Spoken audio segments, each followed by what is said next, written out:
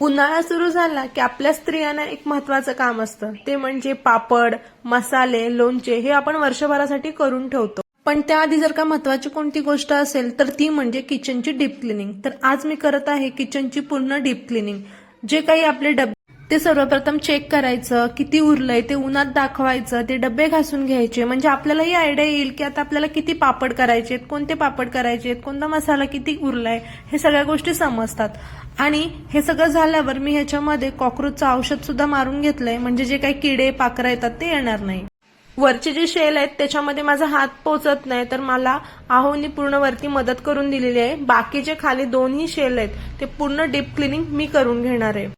उन्हाळ्यात गावावरून डाळी, कडधान्य ह्या सगळ्याच गोष्टी येतात, म्हणून डबे सुद्धा मी व्यवस्थित धुवून घेतलेत आणि उन्हामध्ये दाखवून घेतल्या. त्रास थकवा येतो किचन क्लीन करताना, पण तुम्हाला जेव्हा कधी वेळ भेटेल तेव्हा नक्की आवर्जून डीप किचन क्लिनिंग करा. खरं सांगते, मनाला इतका समाधान भेटतो जेव्हा आपलं किचन सुंदर आणि नीटनेटकं दिसतं. एकाच दिवसात एवढा लोड काढायचा नसेल ना, तर तुम्ही एक आयडिया सुद्धा करू शकता.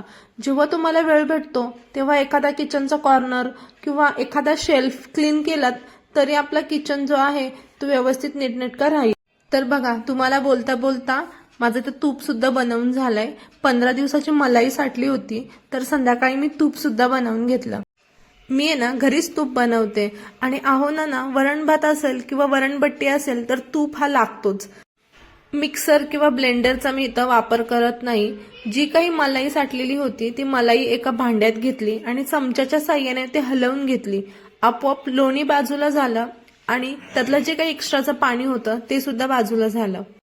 त्यानंतर 1 ते 2 वेळेस लोण्याचा जो गोळा होता ते स्वच्छ पाण्याने धुवून घेतला आणि तूप आटवायला ठेवलं.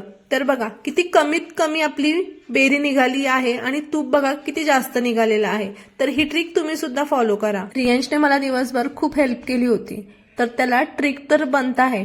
मग त्याला खायचं होतं सोया चाप, तर आम्ही त्याला बाहेर घेऊन गेलो होतो खाण्यासाठी. आम्ही व्हेज मोमोज खाल्ले आणि पाणीपुरी खाल्ली. तर चला, आजचा ब्लॉग आवडला असेल तर लाईक करा, सबस्क्राईब करा. भेटूया अशाच नवीन एका ब्लॉग.